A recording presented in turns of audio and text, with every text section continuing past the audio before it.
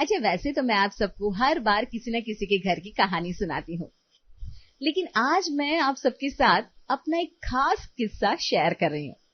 जब मेरी सगाई हुई थी रोहित जी के साथ, तब मैं जब तक अपने मायके में थी तब तक रोज कुछ नया सीख कर उनके घर भिजवाती थी, और जब वो खाकर मेरी तारीफ करते थे तो मैं जैसे सातवें आसमान पर ही पहुंच जाती थी।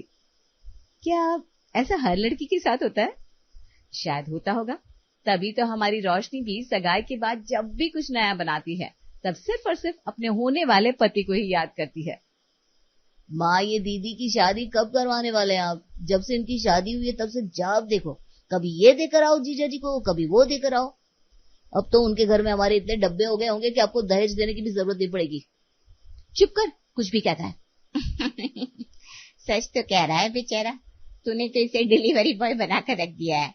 माँ, आप भी इसका साथ दे रही हैं। आपको तो पता है ना विश्वास जी को खाने का कितना शौक है, तो मैं खाना बनाना ही उनके लिए सीख रही हूँ। मैं समझ सकती हूँ, तेरे पापा का और मेरा भी यही हाल हुआ करता था। मैं भी हर चीज उन्हें भेजा करती थी और बदले में वो मुझे प्यार भरा खत भेजते थे। Wow mummy, how romantic. लेकिन किसी ने बेचारे मामा जी से पूछा नहीं होगा कि उनका क्या हाल होता होगा डिलीवरी पहुंचाकर?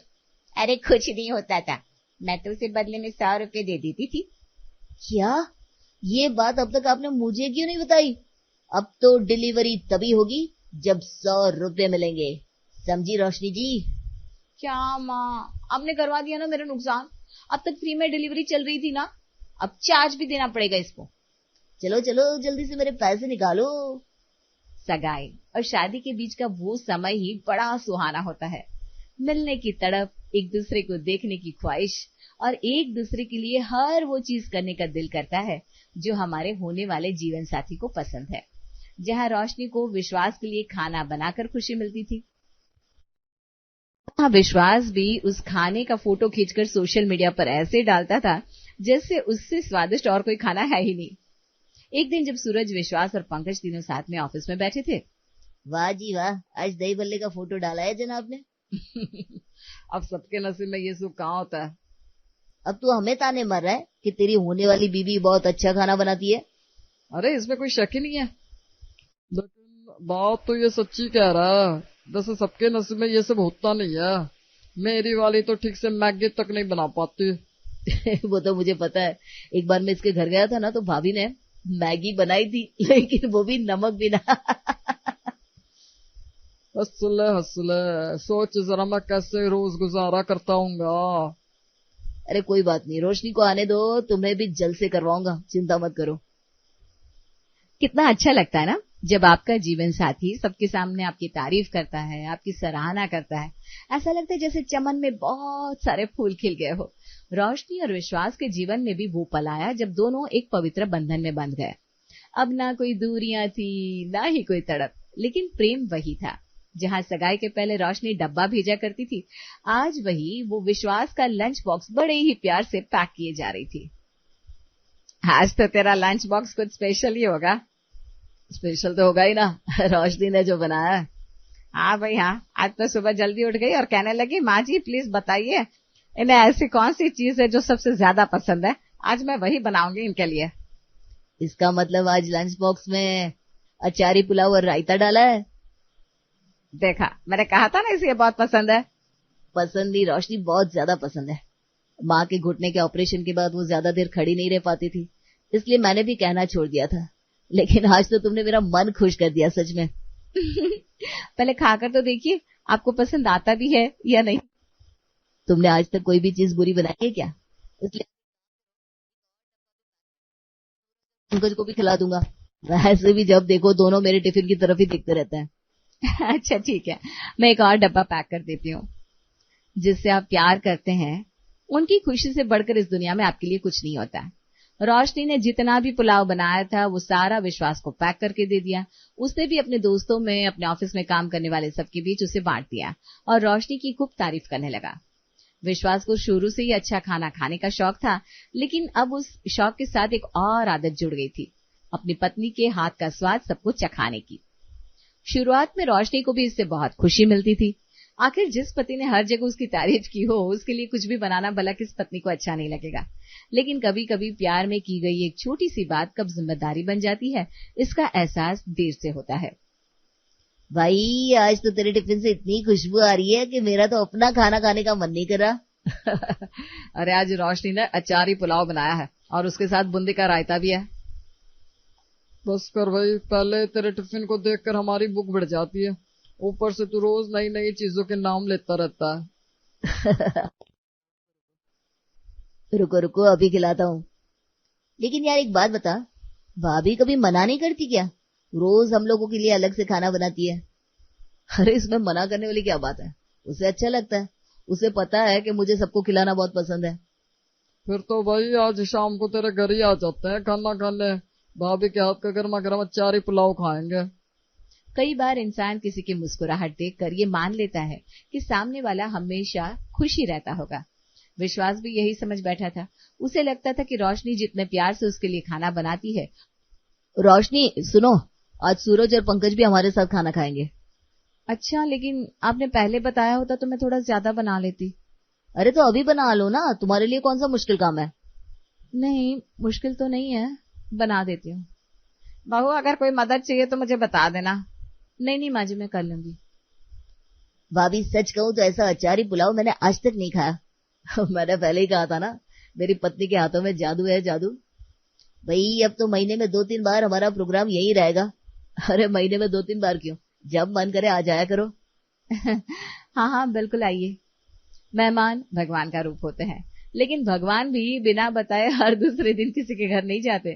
शुरुआत में तो सब अच्छा लगता है, लेकिन जब वही बात रोज की आदत बन जाए तो सबसे पहले थकान शरीर में नहीं मन में उतरती है 2 दिन बाद।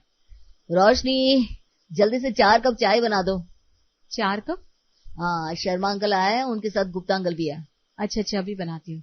और सुनो, अगर थोड़ा बेसन पड़ा हो ना तो गर्मा गर्म पकौड़े भी बना देना। अभी? हाँ, चाय के साथ अच्छे लगेंगे। अरे बहू, तुम्हारे हाथ के पकौड़ों का तो जवाब ही नहीं है। विश्वास बेटा, सच में तेरी किस्मत बहुत अच्छी है। मैंने कहा था ना अंकल, कभी भी आ जाइए, घर आपका ही है। विश्वास बेटा एक बात कहूँ? हाँ माँ बोलो ना। कभी कभी पहले बता दिया कर, बहू को भी तो तैयारी का समय मिल जाएगा। अरे माँ, अपने ही तो लोग हैं, इसमें बताने जैसी क्या बात है। अपने लोग हैं इसीलिए पहले बता देना चाहिए।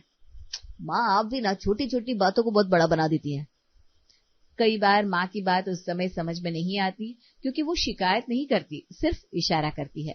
लेकिन जब इंसान इशारे भी समझना छोड़ दे तब जिंदगी उसे किसी बड़े तरीके से समझाती है। किसी घर की रसोई सिर्फ खाने की खुशबू से नहीं चलती, उस रसोई में काम करने वाले इंसान की खुशी भी उतनी ही जरूरी होती है।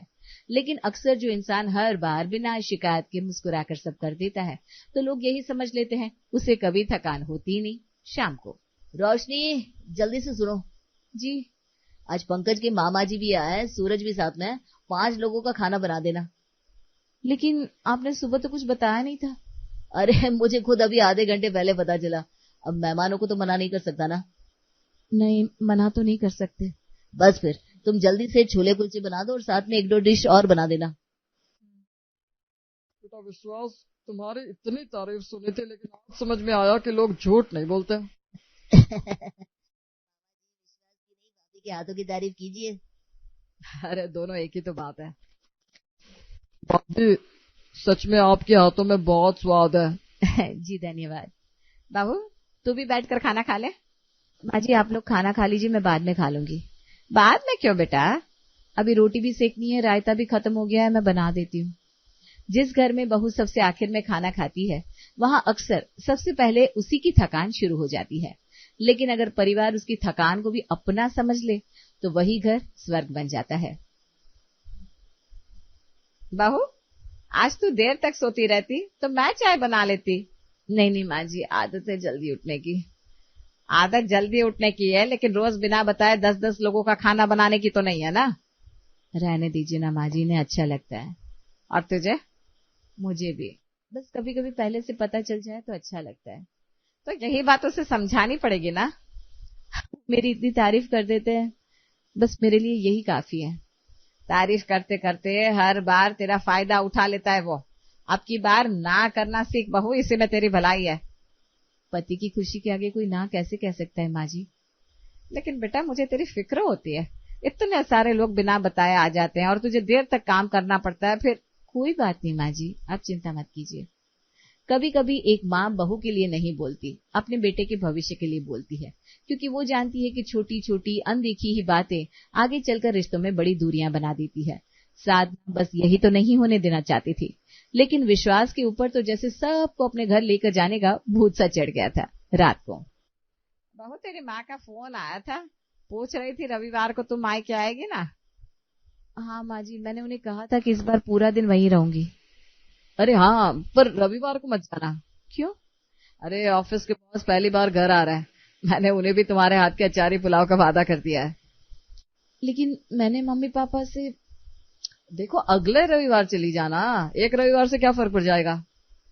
जी फर्क पड़ता है विश्वास, बहुत फर्क पड़ता है, लेकिन तू अभी नहीं समझेगा। माँ, आप हर बात को इतना बड़ा क्यों बना देती हैं? मैं बड़ा नहीं बना रही हूँ, तू छोटी बात को समझ नहीं रहा। बहू की अपनी भी जिंदगी है, सारा दिन वो तेरे मेहमानों का बस खाना ही बनाती रहे क्या? मेरे मेहमान मतलब अब रोशनी और मैं अलग हो गया, जो मेरे अपने हैं उसके नहीं है। आप दोनों प्लीज लड़िए मत। मैं इस रविवार को नहीं जा रही, अगले रविवार को चली जाऊंगी। कोई बात नहीं, इस बात पर घर में कलेश मत कीजिए। मत बनाओ खाना, जाओ, मुझे भी किसी से बात नहीं करनी अब। मैं सॉरी कहती हूँ ना आपसे, आप अपने बॉस को बुला लीजिए, मैं सब कुछ बना दूंगी बस। कभी कभी इंसान अपनी खुशी में इतना खो जाता है कि उसे सामने वाले की छोटी सी इच्छा भी दिखाई नहीं देती। विश्वास को अभी भी यही लग रहा था कि वो सबको खुश कर रहा है, लेकिन उसे बिल्कुल अंदाजा नहीं था कि अनजाने में वो रोशनी की खुशियों को हर दूसरे दिन टालता जा रहा है। अब साधना ने मन ही मन तय कर लिया था, अगर बात समझाने से नहीं समझेगी तो अब उसे महसूस करवाना पड़ेगा, क्योंकि रिश्ते कभी एक दिन में नहीं टूटते, बल्कि छोटी छोटी अनदेखी बातें धीरे धीरे मन में जगह बना लेती है। रोशनी ने आज तक विश्वास को किसी बात के लिए मना नहीं किया था, क्योंकि उसके लिए पति की खुशी सबसे ऊपर थी। लेकिन एक पति का फर्ज सिर्फ अपनी खुशी देखना नहीं, अपनी पत्नी की थकान को भी समझना होता है। शाम को मेहमानों के जाने के बाद, वाह, आज तो बॉस बहुत खुश हो गए। हाँ, खुश तो होंगे ही। उन्होंने कहा कि अगली बार अपने कुछ दोस्तों को भी लेकर आएंगे। बहुत अच्छी बात है। मैं कहता था ना सबको रोशनी के हाथ का खाना पसंद आएगा। तो पसंद तो आता ही है, इसमें कोई शक नहीं है। फिर आप मुझे हर बार टोकती क्यों रहती है? इसलिए क्योंकि मुझे अपने बेटे की आदत पसंद नहीं आ रही। मेरी कौन सी आदत? बिना पूछे किसी को भी घर लेकर आने की आदत। अरे बनाना पड़ता है। बस यही बात है जो तू आज तक समझा ही नहीं। वैसे मैं सोच रही थी कि मोहल्ले में जितने भी लोग रहते हैं ना, सबको बुला ला। किस लिए? अचारी पुलाव का भंडारा करेंगे। क्या? हाँ, पूरे 500 लोगों का। 500 लोगों का? हाँ। माँ, अब मजाक कर रही है क्या? बिल्कुल नहीं। तुझे लग रहा है क्या मैं मजाक कर रही हूँ? लेकिन इतनी बड़ी दावत क्यों रखनी है? क्योंकि तेरी बहू के हाथ का खाना सबको बहुत पसंद है ना। हाँ तो फिर 500 लोगों को भी खिला देते हैं, वो लोग भी तो इसकी तारीफ करेंगे, उन्हें भी तो पता चले हमारी बहू कितना अच्छा अचारी पुलाव बनाती है। माँ, 500 लोगों का खाना बनाना कोई मजाक है क्या? क्यों? अरे इतनी मेहनत लगेगी, कितनी तैयारी करनी पड़ेगी, कितना काम होगा। अच्छा। हाँ, सुबह से रात हो जाएगी। अरे रे, ये तो मुझे पता ही नहीं था, लेकिन अब मैंने तो न्योता दे दिया है सबको। माँ, आपको बताना तो चाहिए था कम से कम। इतने लोगों को बुलाने से पहले ये काम इतना आसान थोड़ी ना होता है। अब तुझे समझ में आ रहा है कि 500 लोगों का खाना बनाना आसान नहीं होता? नहीं, बिल्कुल नहीं। तो बेटा, तूने भी तो भंडारा ही खोल रखा है, जब देखो किसी ना किसी को लेकर आ जाता है, कभी दोस्त, कभी रिश्तेदार, कभी पड़ोसी, कभी ऑफिस वाले, और हर बार बहू से यही कहता है बस खाना ही तो बनाना है। तेरे लिए हर बार 2, 4, 6 लोगों का खाना होगा, लेकिन बहू के लिए हर बार वही तैयारी, वही मेहनत, वही रसोई में घंटों तक खड़े रहना होता है। फर्क सिर्फ इतना है बेटा कि आज मैंने 500 लोगों का नाम लिया तो तुझे मेहनत दिखाई दे गई, लेकिन बहू की रोज की मेहनत कभी दिखाई नहीं दी। जब अपने शब्दों में नहीं, अपने ही तर्कों में सुनाई देता है, तब वो सीधे दिल तक पहुंचता है। विश्वास को भंडारी की बात सुनकर समझ में आया कि वो आज तक क्या करता आया था। आज उसे पहली बार रोशनी की थकान और प्रेम का भी एहसास हो रहा था कि आज तक उसने उसकी खुशी के लिए कभी किसी चीज के लिए ना नहीं कहा। मुझसे बहुत बड़ी गलती हो गई। गलती हर इंसान से होती है। मैंने कभी सोचा भी नहीं था कि मैं हर बार बिना पूछे लोगों को घर लाकर रोशनी पर कितना काम बढ़ा देता हूँ। सोच लेता तो आज मुझे ये बात कहनी नहीं पड़ती। मुझे माफ कर दो। अरे कैसी बात कर रहे हैं आप, ऐसा मत कहिए प्लीज। मैं हमेशा यही सोचता रहा कि तुम्हें सबको खिलाना अच्छा लगता है, लेकिन मैंने कभी ये नहीं पूछा कि तुम्हारी इच्छा क्या है। मैंने कभी ये नहीं पूछा कि तुम थक जाती हो या नहीं। मैंने कभी ये नहीं सोचा कि तुम्हारी भी अपनी योजनाएं होती हैं। आज मेरी माँ ने मेरी आंखें खोल दी। मुझे आपकी खुशी में सचमुच खुशी मिलती है, लेकिन अगर पहले से पता चल जाए तो मैं और भी मन से सब बना सकती हूँ।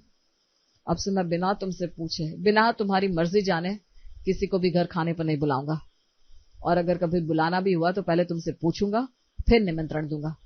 चलो अब सचमुच एक भंडारा करते हैं। सच? हाँ, 500 लोगों का? अरे नहीं, पहले अपने घर में समझदारी का भंडारा कर लेते हैं कि कभी किसी के प्रेम का इतना भी फायदा मत उठाओ कि प्रेम बोझ लगने लगे। एक काम करते हैं, आज हम किसी के यहाँ भंडारा खाने चलते हैं। आखिर इतने लोगों को खाना खिलाया हमने। तीनों हंसने लगते हैं। प्यार सिर्फ इतना नहीं होता कि आपको अपने जीवन साथी के हाथ का खाना पसंद है। प्यार तो तब होता है जब आपको उस इंसान की थकान भी दिखाई दे, क्योंकि रसोई में बनता सिर्फ खाना नहीं, पूरे परिवार का अपनापन भी पकता है। और जिस घर में बहू की मेहनत की कद्र होने लगे, हर दिन किसी भंडारे से कम नहीं होता। अंकल ये लीजिए आपका जूस। अरे बेटा मैंने तो मांगा ही नहीं। पता है, लेकिन आप पिछले 10 मिनट से खाली ग्लास पकड़कर सबको यही दिखा रहे हैं कि देखो मेरा जूस खत्म हो गया है। तो समझ गई, बड़ी होशियार है। पास खड़े लोग भी मुस्कुरा देते हैं। स्वाति की नजर आकांक्षा पर टिक जाती है। रीमा दीदी, वो लड़की कौन है? कौन? गुलाबी सूट वाली? हाँ वही। अरे वो आकांक्षा है। बड़ी प्यारी बच्ची लग रही है। सबके बीच ऐसे घुल मिल रही है जैसे पूरे पंडाल की मेजबान यही हो। यही तो इसकी आदत है, जहां जाएगी 5 मिनट में सबको अपना बना लेगी। और सबसे अच्छी बात तो ये है कि इसके चेहरे पर ये मुस्कान दिखावे वाली नहीं है। जैसी बाहर है वैसे ही घर में भी है। पिछले महीने हमारे घर आई थी, मेरी सास नाराज बैठी थी। 5 मिनट में इसके साथ बैठी और फिर दोनों मिलकर पुराने किस्सों पर हंस रही थी। आजकल तो लोग अपने रिश्तेदारों से भी 2 मिनट बैठकर बात नहीं करते। और ये लड़की, इसे देखो, जहाँ किसी को अकेला बैठा देखती है वहीं जाकर बात करने लगती है। हंसती भी है और सामने वाले को हंसा भी देती है, लेकिन जिम्मेदार भी उतनी ही है।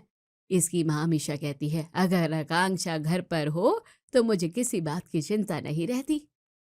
स्वाति कुछ पल तक आकांक्षा को देखती रहती है। सच कहूं तो दीदी, ऐसी बहू की इच्छा थी मेरी, घर में कदम रखे तो घर घर जैसा लगे। तो फिर अपने आकाश की राय भी ले लो। अभी बुलाती हूँ। आकाश, इधर आ बेटा। जी माँ। सामने देख, जो गुलाबी सूट में सबसे हंस हंस कर बात कर रही है ना। आकाश नजर उठाकर देखता है।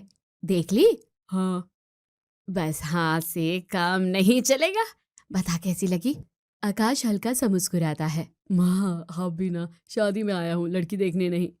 अच्छा, लेकिन देख तो लिया ना। आपने बोला तो देख लिया, अब बता भी दे। अच्छी लग रही है, और क्या बोलूं, पहली बार देखा है। सिर्फ अच्छी? अब पहली मुलाकात में कविता तो सुनाऊंगा नहीं, अच्छी है बस। देखो तो कितना शर्मा रहा है। आप लोग मुझे छोड़ोगी नहीं, मैं चलता हूँ। अच्छा जा, लेकिन मुझे तो लड़की बहुत पसंद आई। आकाश मुस्कुराकर वहां से चला जाता है। लगता है तुम्हारे मन ने फैसला कर लिया है। स्वाति आकांक्षा की तरफ देखते हुए धीरे से कहती है, अगर भगवान ने चाहा ना तो यही लड़की मेरे घर की बहू बनेगी। कुछ वक्त बीतता है। स्वाति आकांक्षा के लिए घर पर बात करती है। बात आगे बढ़ती है और कुछ वक्त में स्वाति आकांक्षा को अपनी बहू बना ही लेती है। आकांक्षा अपने ससुराल आ जाती है।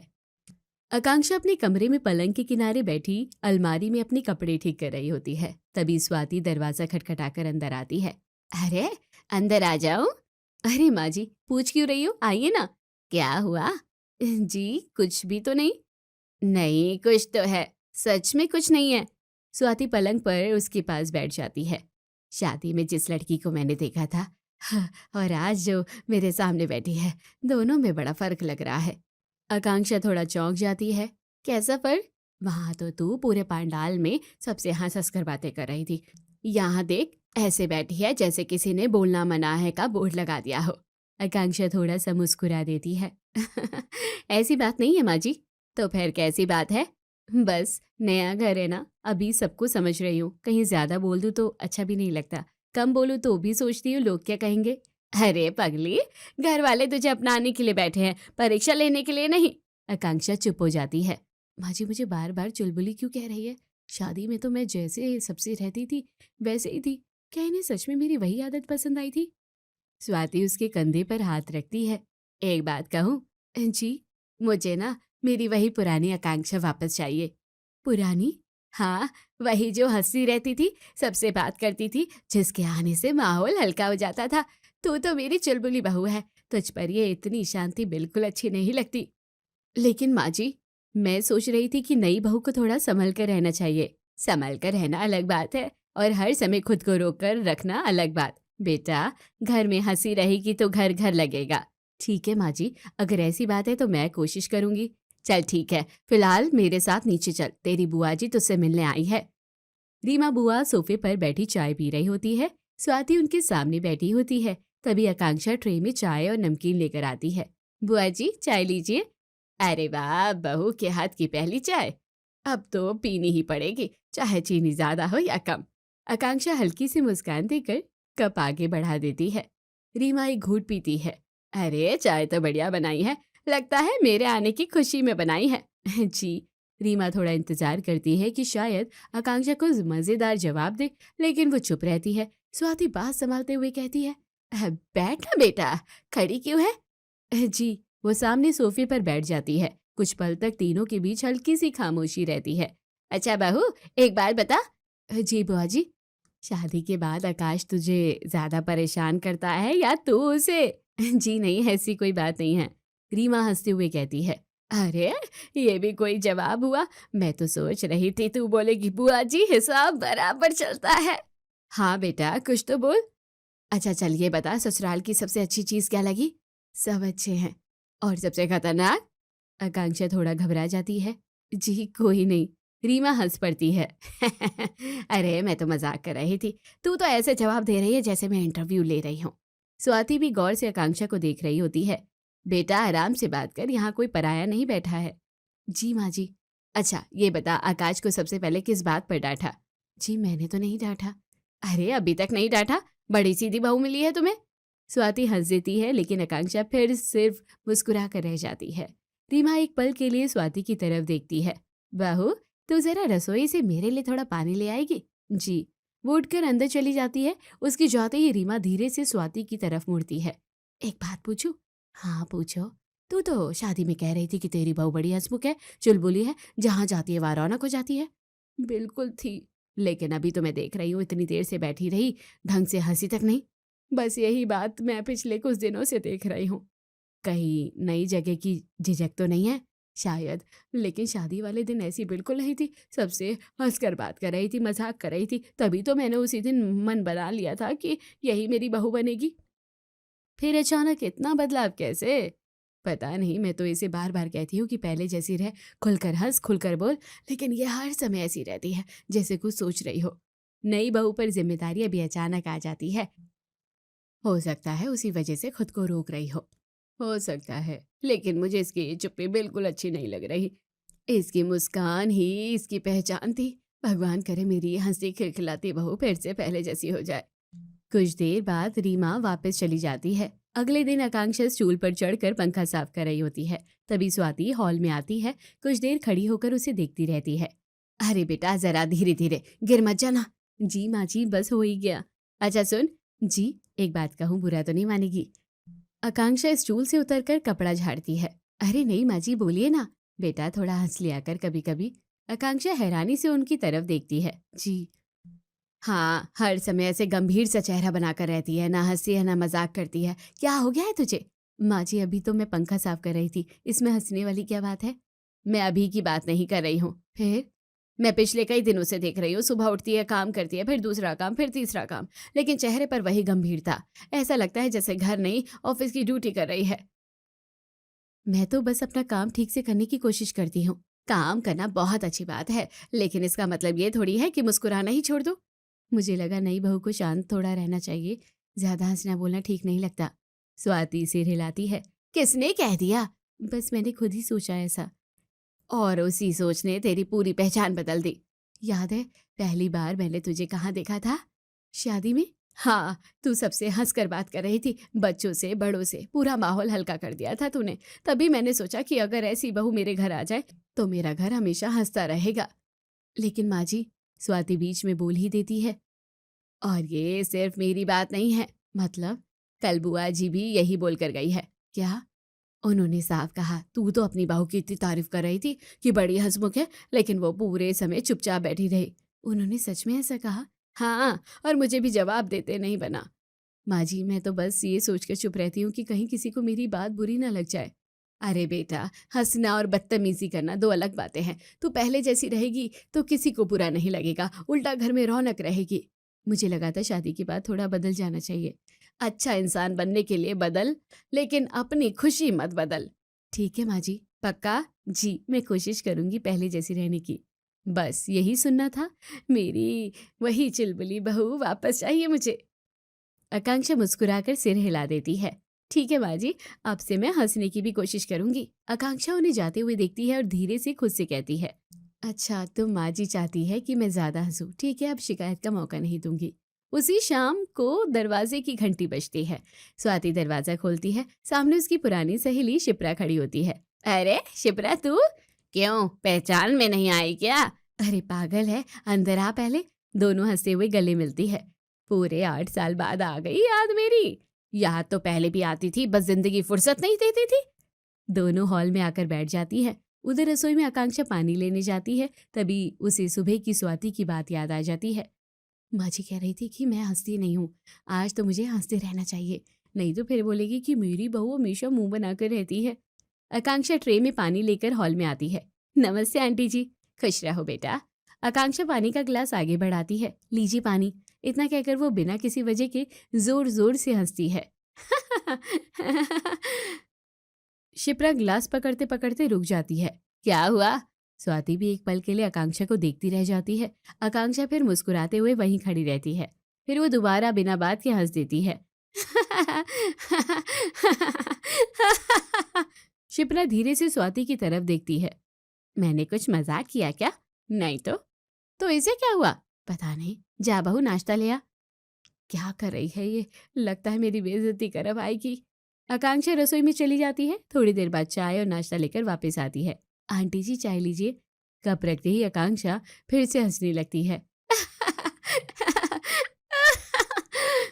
इस बार स्वाति की भौहें सिकुड़ जाती है। ये क्या कर रही है? मैंने हंसने को कहा था, हर 5 सेकंड में हंसने को नहीं।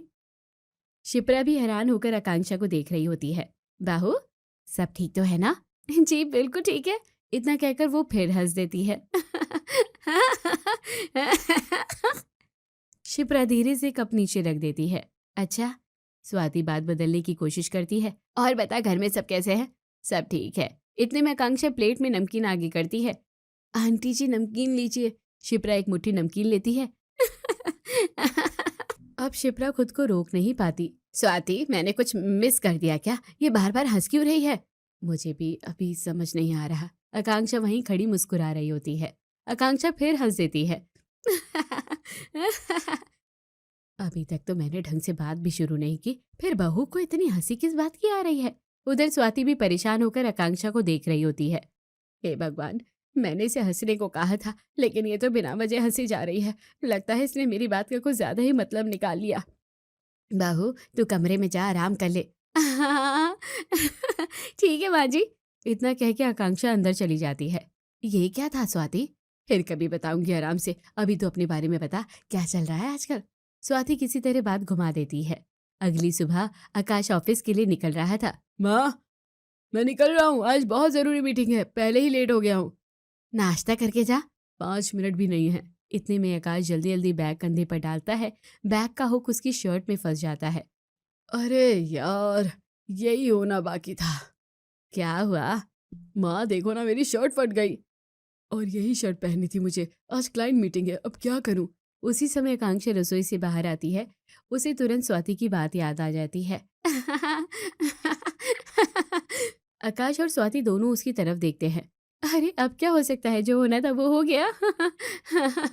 रहने दीजिए मीटिंग वीटिंग, आज छुट्टी कर लीजिए, चले कहीं घूमने चलते हैं। आकाश हैरानी से उसे देखता है। क्या? हाँ, एक दिन की मीटिंग नहीं होगी तो क्या हो जाएगा? आकांक्षा, ये कॉलेज की क्लास नहीं है कि बंक मार दूं, ये बहुत जरूरी मीटिंग है। अच्छा, मैंने तो ऐसे ही कहा। आकाश थोड़ा परेशान होकर कहता है। लेकिन सच में अब क्या करूं? स्वाति तुरंत शर्ट हाथ में ले लेती है। ला इधर, मैं अभी सिल देती हूँ। जल्दी कर दो माँ, मेरे पास सच में टाइम नहीं है। 5 मिनट लगेंगे बस। आकांक्षा फिर मुस्कुराने लगती है। देखिए ना, मीटिंग से पहले ही शर्ट ने छुट्टी मांग ली। आज इसे हुआ क्या है? आकांक्षा। जी माँ जी। मैं शर्ट सिल रही हूँ, तू जल्दी से रसोई में जाकर आकाश के लिए नाश्ता बना दे। जी। वो 2 कदम चलती है, फिर अचानक मुड़कर आकाश को देखकर फिर से हंस देती है। अच्छा हुआ शर्ट ही फटी, बैग नहीं फटा। मुझे समझ नहीं आ रहा, मेरी शर्ट फटने में हंसने वाली बात क्या है? अरे नहीं नहीं, मेरा मतलब माहौल हल्का कर रही थी। मेरा तो और टेंशन बढ़ गया। आकांक्षा हल्की सी मुस्कान के साथ रसोई में चली जाती है। माँ, आकांक्षा ठीक तो है ना? पता नहीं बेटा, पहले ये बिल्कुल हंसती नहीं थी, अब जहाँ जरूरत नहीं होती वहां भी हंसने लगती है। मुझे भी समझ नहीं आ रहा आखिर चल क्या रहा है। कुछ देर बाद आकाश फिर ऑफिस चला जाता है। दिन का वक्त होता है। स्वाति रसोई में हॉल की तरफ आ रही होती है। तभी फर्श पर पानी की कुछ बूंदें गिरी होती है। उनका ध्यान नहीं जाता, जैसे ही वो आगे कदम रखती है वो फिसल जाती है। अरे मोरे कमर! उसी समय आकांक्षा रसोई से बाहर आती है। अरे माँ जी, आप गिर गई। माँ जी गिर गई। स्वाति दर्द से कराहते हुए उसकी तरफ देखती है। अरे पहले मुझे उठा, बाद में हंस लेना। लेकिन आकांक्षा की हंसी रुकती ही नहीं। माँ जी, आप तो एकदम ऐसे बैठ गए जैसे योगा कर रही हो। स्वाति थोड़ा चिढ़ जाती है। आकांक्षा। जी हाँ। आकांक्षा आखिरकार उनका हाथ पकड़कर उठाने लगती है, लेकिन पूरे समय हंसती रहती है। आइए धीरे धीरे, हाँ हाँ हाँ, संभल कर। स्वाति जैसे तैसे उठ जाती है। अरे राम, कमर ही टूट गई आज तो। आकांक्षा फिर से हंस देती है। माँ जी, आप तो बिल्कुल फिल्म वाले स्लो मोशन में गिरी हैं। स्वाति अब उसे घूर कर देखती है। बस। लेकिन आकांक्षा मुस्कुराना बंद नहीं करती। इसमें इतनी हंसी की क्या बात है? अरे माँ जी, आपने ही तो कहा था कि घर में हंसी रहनी चाहिए, मैं वही कर रही हूँ। स्वाति एक पल के लिए चुप हो जाती है। अब उन्हें पूरी बात समझ आ जाती है। 1 मिनट, मतलब तू पिछले कुछ दिनों से जहां तहां बेवजह जो हंस रही थी वो मेरी वजह से? और किसकी वजह से? मेरी? आपने ही तो कहा था थोड़ा हंसा कर। हमेशा मुंह क्यों बनाए रहती है? मैंने सोचा मौका मिले या ना मिले हंसते रहना चाहिए। इतना कहकर वो फिर हंस देती है। स्वाति दोनों हाथ जोड़ लेती है। बस करो बेटा, बस करो। क्यों माँ जी? अब तुम मत ही हंसो। नहीं नहीं, आप कहीं तो एक काम करती हूँ, एक और बत्ती सी लगवा लेती हूँ, फिर और बड़ी मुस्कान आएगी। स्वाति माथा पकड़ लेती है। खबरदार, अब एक भी मजाक किया ना। अच्छा नहीं करूंगी, लेकिन माँ जी, गिरते समय आपका बैलेंस सच में कमाल का था। हे भगवान, मैंने हंसमुख बहू मांगी थी, तूने तो हर वक्त हंसने वाली बहू भेज दी।